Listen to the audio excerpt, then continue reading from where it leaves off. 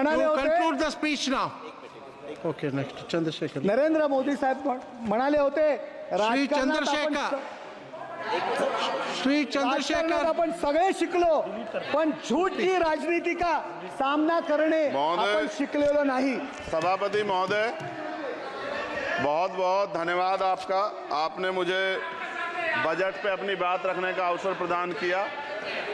मैं अपनी बात को शुरू करते हुए बहुजन समाज में जन्मे सभी संतों, गुरुओं और महान पुरुषों को नमन करता हूं। साथ साथ मैं भारत की महान जनता का भी धन्यवाद करता हूं कि उन्होंने लोकतंत्र की रक्षा इस बार की है। सभापति महोदय, पिछले 10 सालों में सरकार की नीतियों के कारण गरीब और गरीब हुआ और अमीर हुआ है, यानी गरीबों और अमीरों के बीच फासला बढ़ गया है। सारे देश की संपत्ति को चंद अमीरों के हाथ में दे दिया गया है। ये हमारे संविधान की मंशा और समतावादी समाज के लक्ष्य के खिलाफ है। अतः हमारी नीतियां गरीबों के पक्ष में भी होनी चाहिए। जातिगत जनगणना, SC, ST, OBC यानी कि जो बहुजन समाज के लिए आज जीवन मरण का प्रश्न है, इसके बारे में कोई बात बजट में नहीं की गई है। इसके बाद जनसंख्या के अनुपात में बहुजन समाज को सभी क्षेत्रों में हिस्सेदारी मिलनी चाहिए, तभी बाबा साहब अम्बेडकर का जो सपना है समतामूलक समाज का, वो पूरा होगा। महोदय, एक ऐसा विकसित भारत है जिसमें आज भी सफाई कर्मचारी को पक्की नौकरी नहीं मिल रही है और उसको गटर में उतरने के लिए मजबूर किया जा रहा है। उनके लिए कोई अलग से बजट नहीं है। बजट बन सकता है अगर सरकार चाहे। SC, ST को जो सब प्लान मिलता था, SPC का जो पैसा मिलता था, वो बजट से हटा दिया गया है। साथ साथ देश के स्तर पर आशा, आंगनबाड़ी, भोजन माता, ग्राम सेवक, PRD जवान, होमगार्डों के मानदेय में बढ़ोतरी नहीं हुई है। ऐसा कुछ भी नहीं दिख रहा है कि उनके जीवन में खुशहाली आ जाए। इनका मानदेय बढ़ना चाहिए। विधवा, वृद्धा, विकलांग पेंशन प्रत्येक महीने 500 रुपए से बढ़ाकर 5000 रुपए की जानी चाहिए, क्योंकि महंगाई बढ़ रही है। देश में प्रधानमंत्री जन कल्याण योजना के तहत SC, ST, OBC और मुस्लिम को कितने घर दिए गए, इसका कोई आंकड़ा सरकार के पास नहीं है। देश में इसी तरह SC, ST, OBC के लिए कितने परिवारों को शौचालय की व्यवस्था कराई गई। आज भी सिद्धार्थनगर जैसे जिले और तमाम जिले जो है, वहां शौचालय की व्यवस्था नहीं है। इस पर ध्यान देना चाहिए। देश भर में SC, ST, OBC के जो रिक्त पद पड़े हुए हैं, बैकलॉग भरना चाहिए। सरकार ने कुछ नहीं कहा।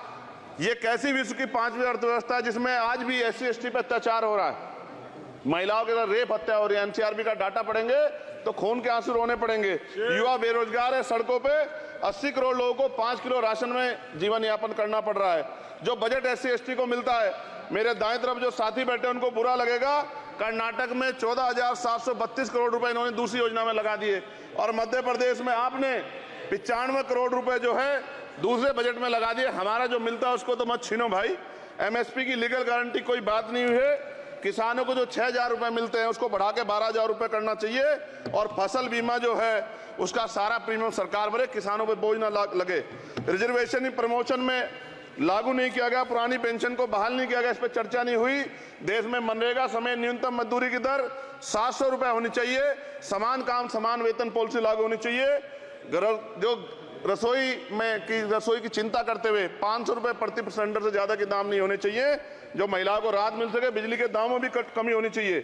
बेरोजगार युवाओं को 5,000 रुपए भत्ता मिलना चाहिए, जो बेरोजगार युवा जो है अपनी पढ़ाई या अपना खर्चा उठा सके। मैं अपने क्षेत्र के विषय में महोदय आपसे कहना चाहता हूं कि पश्चिम यूपी में नगीना में एक एम्स बनना चाहिए, एक IIT बननी चाहिए, एक IIM बनना चाहिए। नगीना लोकसभा में उद्योग धंधे लगने चाहिए। नगीना की कताई मिल जो है उसको पुनः शुरू कराना चाहिए। RRTC जो योजना है सरकार की, उसको मेरठ से आगे बढ़ाकर मुजफ्फरनगर, सहारनपुर से नजीबाबाद, नगीना होते हुए उसको नगीना तक ले जाना चाहिए। साथ साथ नजीबाबाद से मुंबई के लिए एक ट्रेन चलनी चाहिए और नगीना, श्योरा, किरतपुर में रेलवे के ओवरब्रिज बनने चाहिए। सभापति महोदय, सामाजिक न्याय मंत्रालय को 13,000 करोड़ रुपए दिए गए और जनजाति कार्य मंत्रालय को 13,000 करोड़ रुपए दिए, कुल 26,000 करोड़ रुपए, जो कुल बजट 48.20 लाख का लगभग 0.54% है।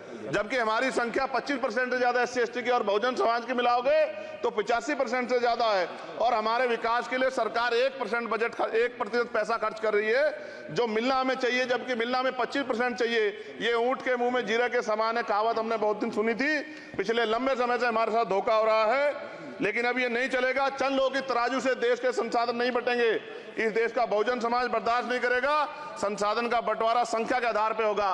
माननीय काशीराम साहब नारा लगाए थे, ना तो वोट हमारा राज तुम्हारा चलेगा, और आज हम कह रहे हैं ना ही वोट हमारा और नोट तुम्हारा चलेगा। इस बात का भी ध्यान जो है सरकारों को देना पड़ेगा। आपके माध्यम से सरकार से मेरी एक मांग है, सरकार इस योजना का लाभ भी अपने आप ले ले, श्रेय भी ले ले कि 1 लाख रुपए सालाना बहुजन समाज के अत्यंत गरीब परिवारों को दे। 10 लाख करोड़ रुपए खर्च होंगे, लेकिन इस 1 लाख रुपए की योजना से एक झटके से एक परिवार गरीबी की रेखा से ऊपर आएगा और इनके बच्चों को कुपोषण खत्म होगा, अच्छी शिक्षा मिलेगी, महिलाओं को सम्मानजनक जीवन मिलेगा और इससे वास्तव में सबका साथ सबका विकास का नारा सार्थक होगा। अगर प्रश्न ये होगा कहां से आएगा, तो उसका जवाब ये है कि जब अमीरों का 16 लाख करोड़ रुपए माफ हो सकता है, कॉर्पोरेट टैक्स का घटाकर लाखों करोड़ रुपए का चूना सरकारी खजाने को लगाया जा सकता है, पेट्रोल डीजल के दाम 10 गुना एक्साइज ड्यूटी बढ़ाई जा सकती है, तो गरीबों को सरकार पैसा क्यों नहीं दे सकती। महोदय, समय आ गया है, अब निजी क्षेत्रों में आरक्षण की व्यवस्था होनी चाहिए। SC ST OBC को निजी क्षेत्रों में आरक्षण मिलना चाहिए। और मेरी आपसे ये भी मांग है, क्योंकि अब समय की मांग है और देश तेजी से आगे बढ़ रहा है, तो मैं कहूंगा कि सरकार का जो सबका साथ सबका विकास का नारा लगभग वो असत्य महसूस होता है, क्योंकि अल्पसंख्यकों में मुसलमानों, जैनों, सिखों, बुद्धिस्टों के लिए कुछ दिख नहीं रहा, उनकी कल्याण कोई योजना नहीं है। मदरसों को जो बजट मिलता था वो कम कर दिया गया है। आर्थिक तंगी से लोग मर रहे हैं। इंटर्नशिप की बात हुई है, परमानेंट रोजगार नहीं है।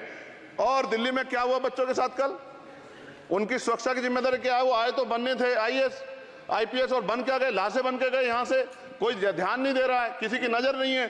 साथ साथ मैं आपसे ये भी आग्रह करूंगा कि हम ग्रामीण क्षेत्रों से आए लोग देश से बड़ा प्रेम करते हैं और हम ये महसूस करते हैं कि सरकारें हमें सुनेंगी, सरकारें हमारे बारे में सोचेंगी।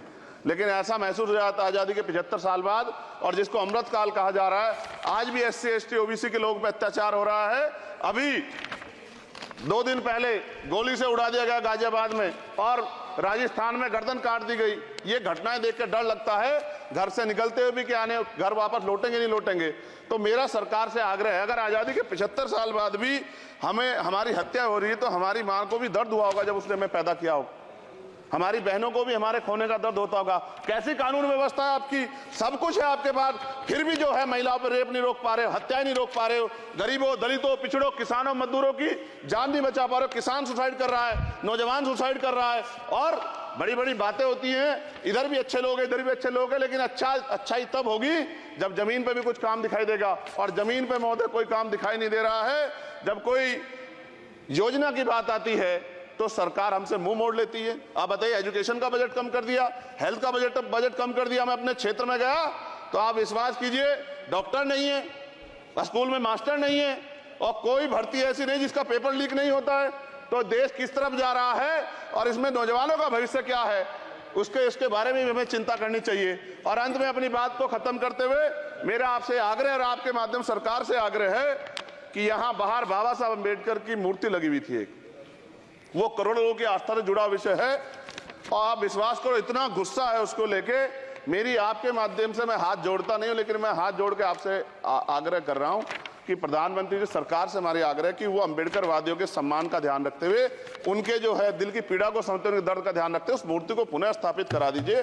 अगर इसमें कोई राजनीतिक कारण अलग बात है, लेकिन मैं कंक्लूड कर रहा हूं। मगर मैं आपसे कहना चाहता हूं, इसमें बहुत गुस्सा है। जिस दिन अम्बेडकरवादी गुस्सा हो जाएगा, वो फिर इस सरकार को जो 24 में आ गई है, वो आने वाले चुनाव में ऐसा सबक सिखाएगा कि दोबारा पलट के नहीं देख पाओगे। तो मैं आपका धन्यवाद करता हूं, और मुझे विश्वास है कि सरकार मेरी बातों पे गौर करेगी और गरीबों के बारे में सरकार सोचेगी, गरीबों को आगे बढ़ने के अवसर प्रदान होंगे। धन्यवाद।